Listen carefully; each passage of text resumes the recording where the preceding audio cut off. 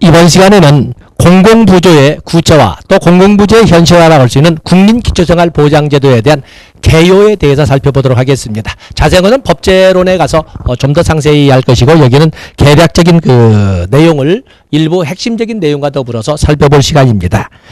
자, 국민기초생활이란 뭘까? 우리가 문제를 풀어갈 적에 법령어 개념의 문제가 아니라면 여러분들은 공공부조에서 가지고 있는 생각을 그대로 국민기초생활보장제도에서 사용하시면 됩니다.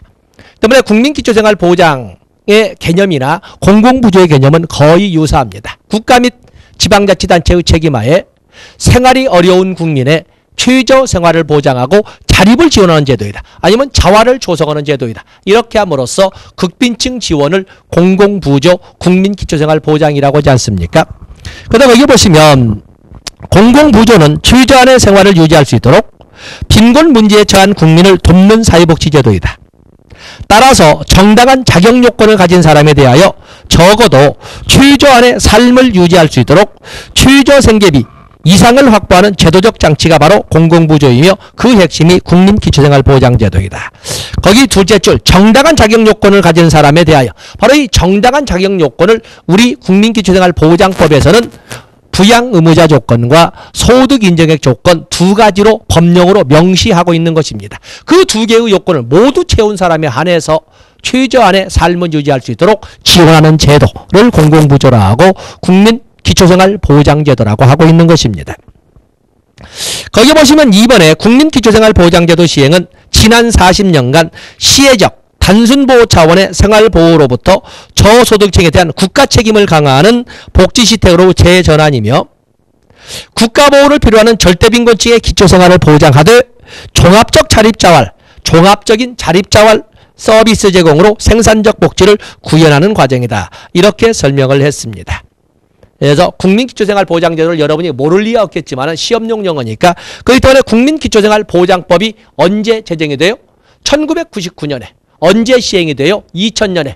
누구 정권 하에서? 김대중 정권 하에서. 김대중 정부가 1998년에서 2002년까지 5년 재임기간이 아니겠습니까? 바로 이 김대중 정부 하에서 만들어진 것이 바로 이 국민기초생활보장제도의 대전환이라고 설명하고 있는 것입니다. 거기 오면 국민기초생활보장제도 특징이 나와 있는데 자 여기도 우리가 한번 문장어 되어 있으니까 단어로 한번 여러분 손으로 노트 정리하셔야 되니까 한번 정리를 해보도록 하겠어요.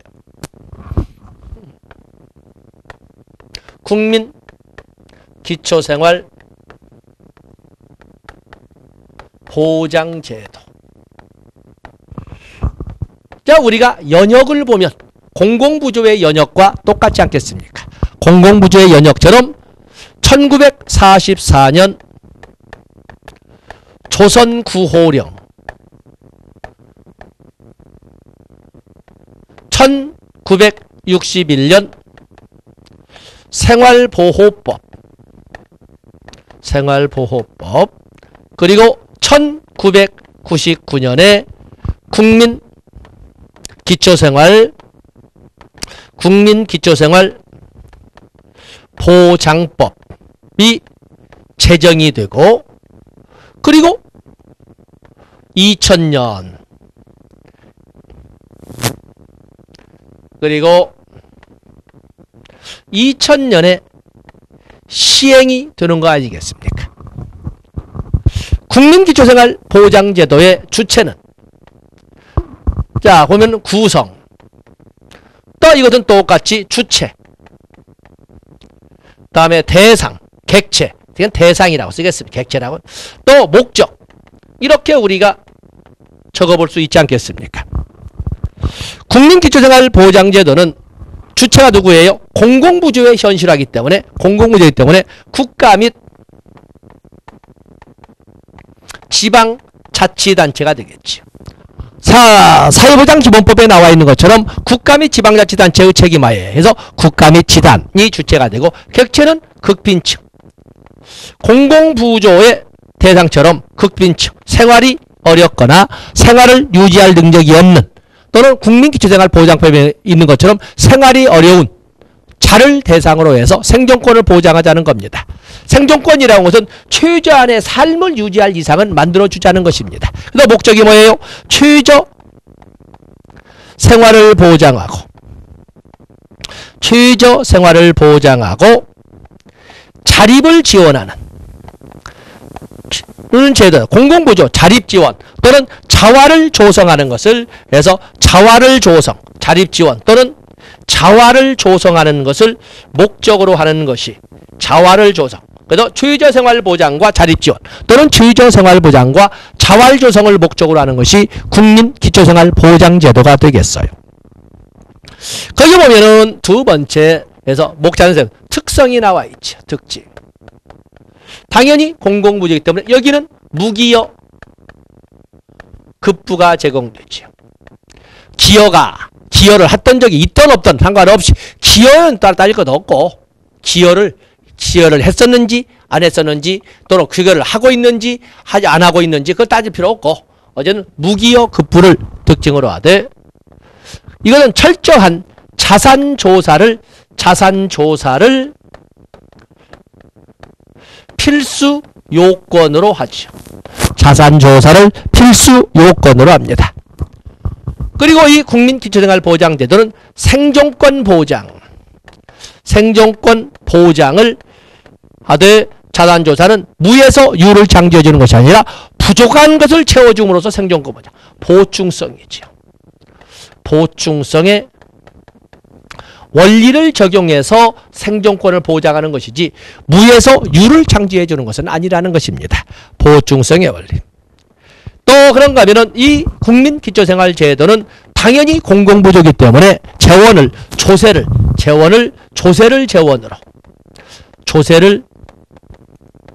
재원으로 운영하고 있는 거죠. 조세를 재원으로. 그리고 티트머스가 말한 것처럼 티트머스는 적어도 사회복지 정책 또는 사회복지라고 하기 위해서는 국민을 위한 정책이어야 되고 또 그런가 하면 경제적 급여뿐만 아니라 비경제적 급여도 포함되어야 하고 소득의 재분배 효과도 있어야 된다. 거기 보면 소득의 수직적 재분배를 특징으로 하는 것이 바로 공공부조 국민기초생활보장제도이면서 경제적 급여뿐만 아니라 다양한 형태의 급여, 경제적 급여뿐만 아니라 다양한 형태의 급여를 포함하고 있다. 여러분 이미 알고 있다시피 급여의 종류에는 생계급여, 경제적 급여죠. 가장 원초적인 경제적 급여 아닙니까? 생계급여 외에도 주거급여, 교육급여, 의료급여, 해상급여, 장제급여, 자활급여 이런 것처럼 다양한 형태의 급여가 제공되고 있다는 것을 알 수가 있습니다. 그래서 거기 보시면 교재를 볼까요? 국가에 의해 수급자에게 일방적으로 제공되는 급여이므로 무기여 원리에 기초나 무기여 급부라고 해서 줄쳐 놓으시고 다음에 두 번째 기본적 권리 두째 줄 나와 있지요. 바로 기초생활보장급여에 대한 수급권은 하나의 권리지 옛날처럼 시혜나 자선의 혜택이라고 표현하지 않습니다. 다음에 핵심 내용은 생계유지와 생활보장이다. 4번에 다양한 급여가 거의 제공된다. 재원을 일반 조세로 충당을 한다. 다 뭐 아는 말들이지만 다 문장으로 이렇게 적어봤습니다. 다음에 국민기초생활보장제도의 기본원칙 소득 인정액이 최저 생계비 이하인 자 이게 되어 있는데 자 여기 이제 범죄를 받겠죠. 여기 보면 소득 인정액이 급여별로 정한 기준 중위소득의 법정 비율 이하인 자 그 과정은 급여별로 정한 급여별로 다르게 정한 기준 중위소득의 거기 보면 급여별로 소득 거기 보면 1번에 가구소득에서 소득 인정액이 이렇게 되어 있죠. 거기 최저 생계비를 지워버리시고 급여별로 다르게 정한 거기 보면 급여별로 다르게 정한 기준 중위소득의 소득의 법정 비율 이하인 자는 모두 수급자로 선정해야 된다. 만약에 먹고 사는 문제라고 설명할 수 있는 생계급여는 소득인정액이 어떻게 돼요? 기준 중위소득의 30% 이상으로 정하도록 되어 있는 기준 중위소득의 30% 이상으로 정하도록 되어 있는 법정 비율 이하인 자는 모두 생계급여 대상자로 지정해야 되고 의료급여와 같은 경우에는 소득 인정액이 기준 중위소득의 40% 이상으로 정하도록 되어 있는 법정 비율 이하인 자는 다 대상자로 선정해야 된다. 지금 이 말을 하고 있습니다. 그래서 거기 최저생계비를 빼버리시고 거기에다가 급여별로 다르게 정한, 자 적어볼까요? 급여별로 다르게 정한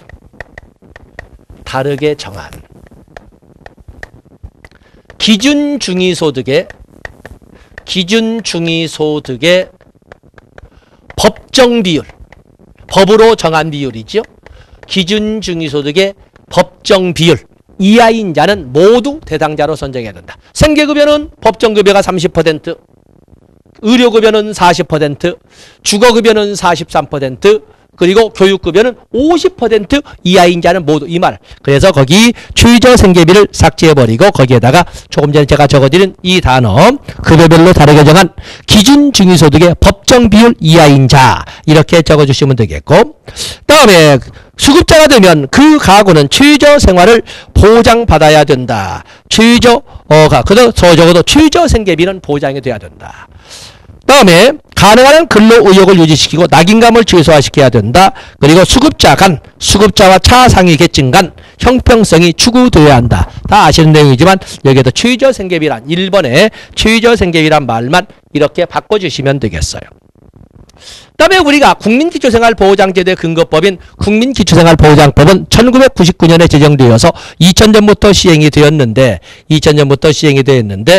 자, 종래에 있었던 40년 전에 있었던 1961년에 제정되어 시행된 생활보호제도와 2000년부터 시행된 국민기초생활보장제도는 어떤 차이가 있을까? 이제는 뭐 그보다 바뀐 지가 40년 동안 있던 이 제도가 바뀐 지가 벌써 18년째가 이렇게 되기 때문에 커다란 이런 그 출제 비중은 없습니다만 그래도 착시할 수가 있으니까. 먼저 대상자 선정 기준. 뭐 성격이 아시죠? 옛날에는 빌어먹는 이런 표현에서 시혜성 또는 자선성 이런 보호의 개념이 오늘날에는 권리의 행사로 바뀌었다. 알 수가 있습니다. 다음에 거기 대상자 구분과 대상자 선정 기준. 특히 대상자 선정 기준. 생활보호제도에서는 대상자라고 하려면 대상자는 인구학적 조건으로 일정 연령 제한이 있었어요. 18세 미만이거나 65세 이상이어야 된다는 연령 제한도 있었고 또 그런가 하면 주택 요건 제한도 있었어요. 집이 있는 사람은 안 됐어요. 집이 있는 사람은 안 됐다.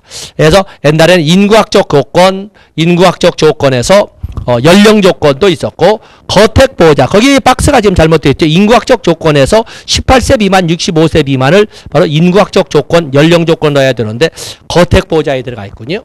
집이 있는 사람은 안 됐어요. 근데 지금은 그러지 않아요. 이제는 대상자 선정 기준은 단 두 가지만 나이가 몇 살이든 나이가 70이든 나이가 어리든 간에 상관없이 나이가 뭐 40 한참 팔팔한 생산 가능 연령층의 한가운데 있어도 상관이 없어요. 부양 의무자 조건과 소득 인정의 조건을 갖추고 있으면 모두 대상자로 선정을 해요. 부양 의무자 조건과 소득 인정의 조건만 갖춰질 수 있다. 정책론이기 때문에 곧 정책 분석할 겁니다. 모두 바꿔질 거예요. 또 급여 종류에는 옛날에 비해서 옛날에도 생계급여, 주거급여, 교육급여, 의료급여, 해상급여, 장제급여, 자활급여 지금 7개가 있지만 옛날에 생활보호제도에는 뭐가 없었다? 주거급여는 없었어요. 왜냐하면 주거급여, 집이 있는 사람은 이미 대상자에서 제외되기 때문에 주거급여가 없었던 것이 새로이 신설되었다. 그리고 생계급여가 확대되었다. 첫 번째 나온 것은 뭐냐면 옛날에는 생계급여, 근로 능력이 없는 사람만을 대상으로 했지만 이제는 근로 능력이 있는 사람에게도 생계급여를 지급할 수 있지 않습니까? 조건부 수급자라는 명칭을 달아서 근로 능력이 있는 사람도 생계급여를 지급할 수 있다. 이런 점에서 생계급여가 확대되었다. 또 그러면 긴급급여도 신설되었다. 이런 것을 여러분들이 봐주시고 자활이라고 하는 용어도 신설되었다. 이 박스에서 출제 비용이 낮았기 때문에 그냥 판사 않고 쭉 정리를 했습니다만 그렇게 보시면 되겠어요. 다음에 국민기초생활보장제도는 법제로에 좀 더 자세히 보기로 하고 여기에서는 정의를 보도록 하겠어요. 정의. 수급권자와 수급자에 대해서는 뭐 뻔히 알면서도 시험에 출제가 돼서 착시하는데 착지하시 마시라고 한번 읽어드리겠습니다. 수급권자. 국민기초생활보장법에 따른 급여를 받을 수 있는 자격을 가진 자를 수급권자라고 합니다. 자격을 수급권을 행사할 자격을 가진 자는 수급권자라 하고 실제 자격을 행사해서 급여를 받는 자는 수급자라고 합니다. 실제 급여를 받는 자는 수급자라고 합니다. 다음에 보장기관, 우리가 국민기초생활보장법에 보면 보장기관이 있는데 바로 급여를 실시하는 국가나 지방자치단체를 보장기관이라고 합니다. 다음에 부양의무자 별표하시고, 부양의무자는 어쨌든 언제나 나온다고 볼 수 있는 것이 되겠는데, 부양의무자 지금 현재 왜 또 이번 시험에 또 출제가 된다고 보냐면, 지금 많은 국회의원들이 하반기에 국회 입법 과정을 통해서 바로 이것이 삭제될지는 모르겠지만 바로 삭제는 되지 않을 거예요. 왜냐하면 적어도 한 2년 정도의 경과 규정을 두리라고 봅니다만은 어쨌든 많은 국회의원들이 부양의무자 조항을 없애자. 지금 현재 대상자 선정 기준은 부양의무자와 소득 인정의 조건 두 가지를 필수 조건으로 하거든요. 근데 부양의무자가 있다 보니까 혜택의 수급자의 범위가 줄어들 수밖에 없다는 거예요. 부양의무자 조항을 없애버리자는 거죠. 부양의무자가 있든지 말든지 상관없이 이렇게 하자는 거죠. 소득 인정의 조건만 가지고 따지자라고 하는 것이 오늘날 추세이면서 여야 많은 국회의원들의 동의를 받는 내용이 되거든요. 그렇기 때문에 부양의무자, 아직까지는 우리 법령상 부양의무자는 거기 보시면은 부양의무자, 수급권자를 부양할 책임이 있는 수급권자를 부양할 책임이 있는 사람으로서 수급권자의 일촌의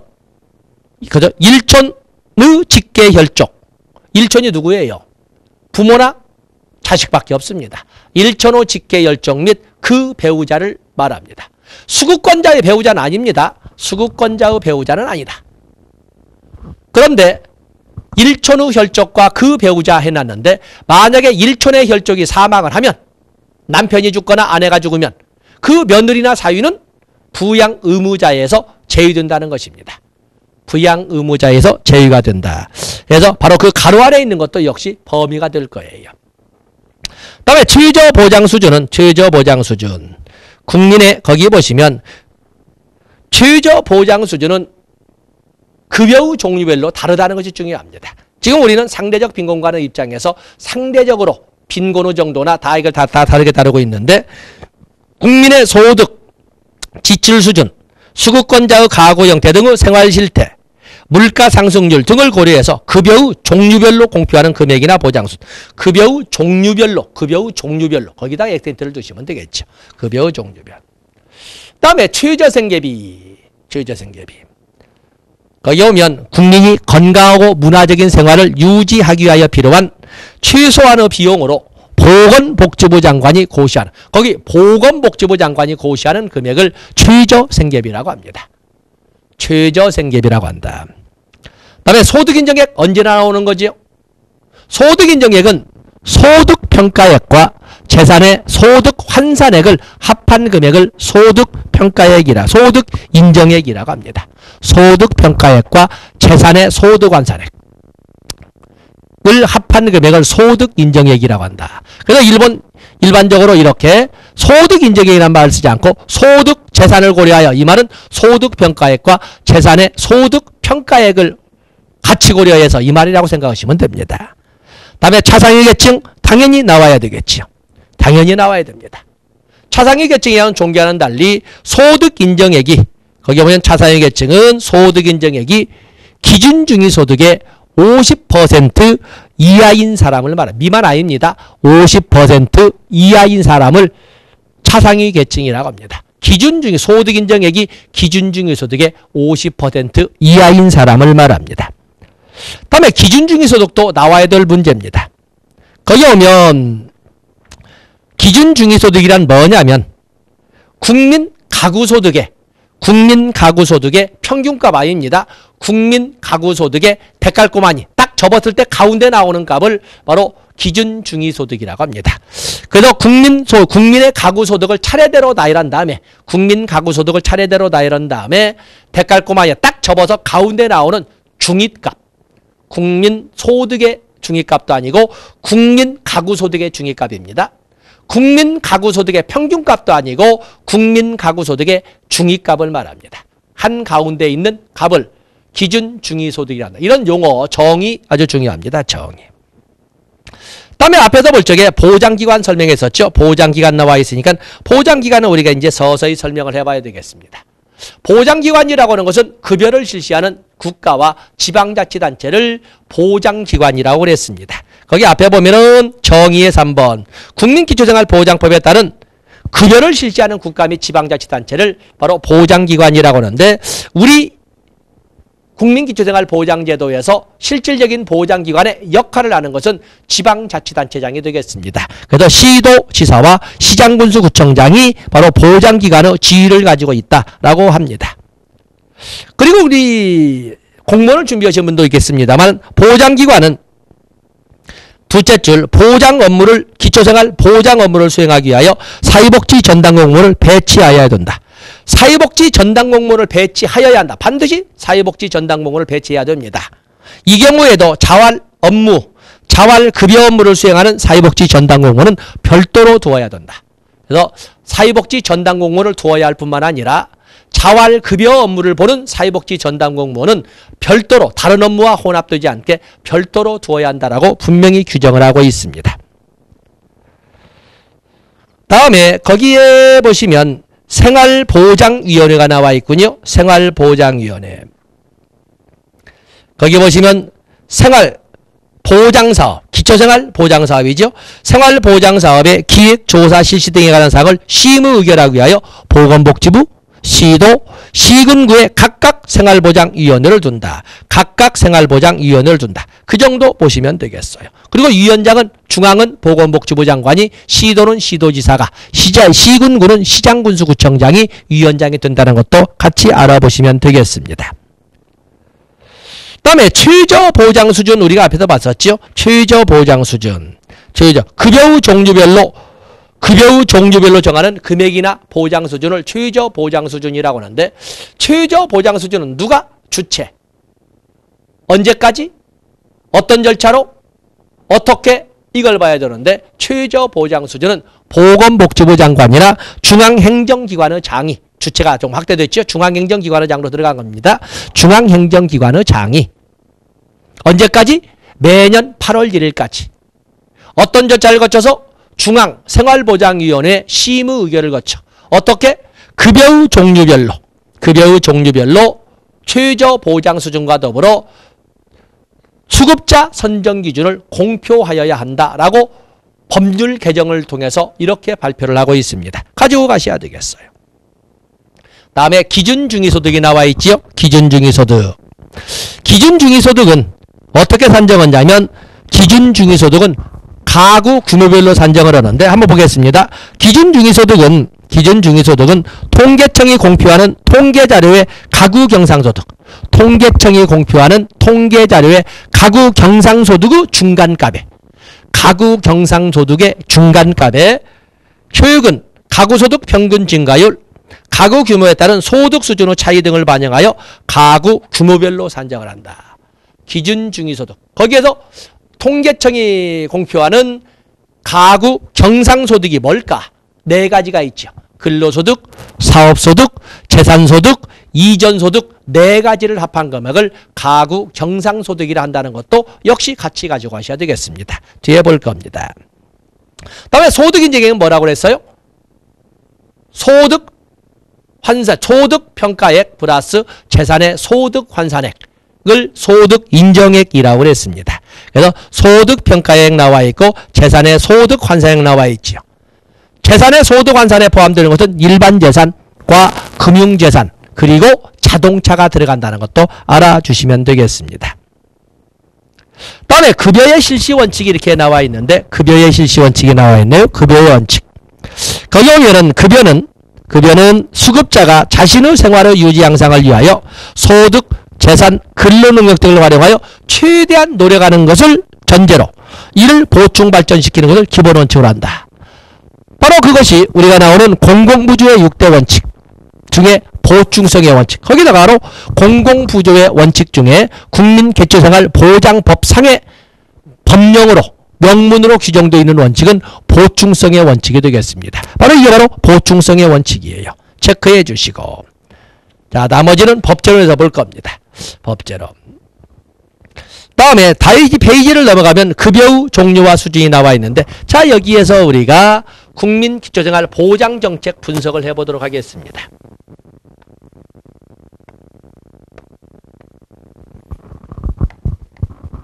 국민기초생활보장정책.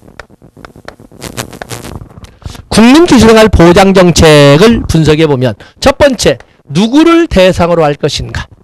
대상자 선정 기준이 생활보호법과는 다르게 축소되었지요. 여기는 부양의무자 조건, 부양의무자 조건과 소득 인정액 조건을 이렇게 달고 있지 않습니까? 부양의무자 조건은 일촌의 직계혈족, 일촌의 직계혈족 및 그 배우자를 부양의무자로 합니다. 수급권자의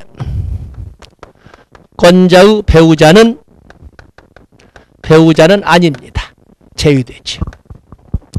또한 일촌의 직계혈족 사망시, 일촌의 직계혈족 사망시 그 배우자도 제외된다라고 분명히 명문으로 설명을 했습니다. 그래서 부양의무자 조건을 갖춘 자로서 어떤 부양의무자가 없거나 부양의무자가 있어도 부양을 할 수 없거나 부양을 받을 수 없는 자로서, 자, 모든 급여가 되어 있습니다. 그리고 소득 인정액 조건. 소득 인정액이 뭐예요? 소득 인정액은 소득평가액 플러스 재산의 소득 환산액으로 이렇게 계산한다고 하지 않았습니까? 그 때문에 재산의 소득평가액과 재산의 소득 환산액. 재산에는 일반 재산, 금융재산, 그리고 자동차 세 가지를 소득으로 환산한다고 했습니다. 소득 인정액 조건이 있는데, 소득 인정액 조건은 급여별로 다르게 규정하고 있지요. 다르게 규정하고 있습니다. 그래서 이 급여별로 다르게 규정을 하되, 기준중위소득의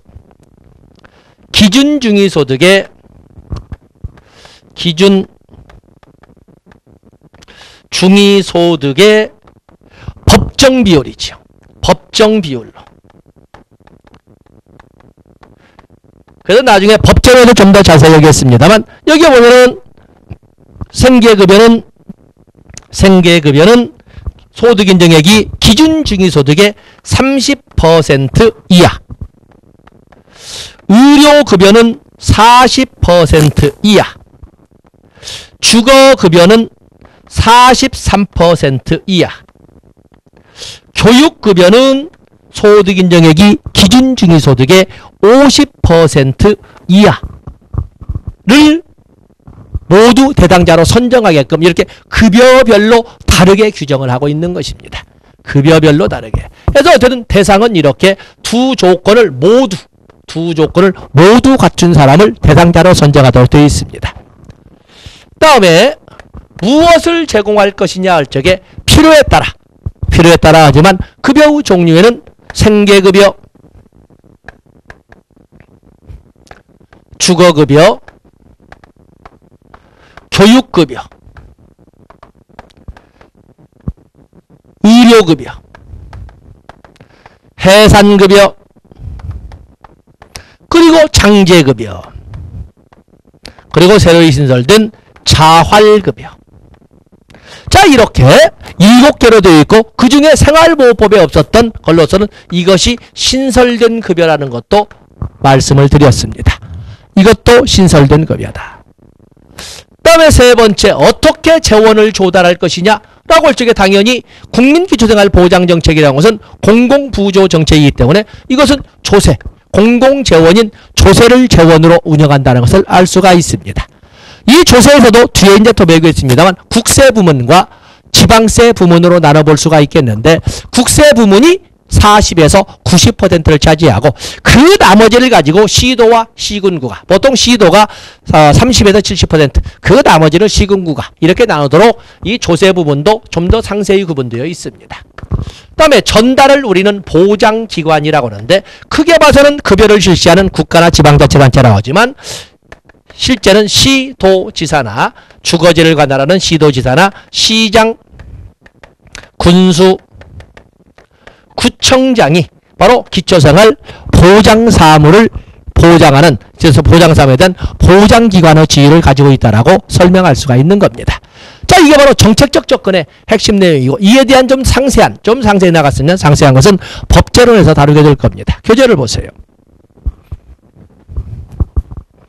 그래서 거기 보시면 급여의 종류와 수준 이렇게 나와 있죠. 급여의 종류 7개 직접 써봤고 그래도 필요에 따라 지급하지 애도 없는데 해상급여를 준다든지 교육급여를 준다 이럴 수는 없지 않겠습니까? 그래서 2번에 필요에 따라 또 차상위 계층에 대해서도 지급할 수가 있는데 절대로 지급해서는 안 되는 거.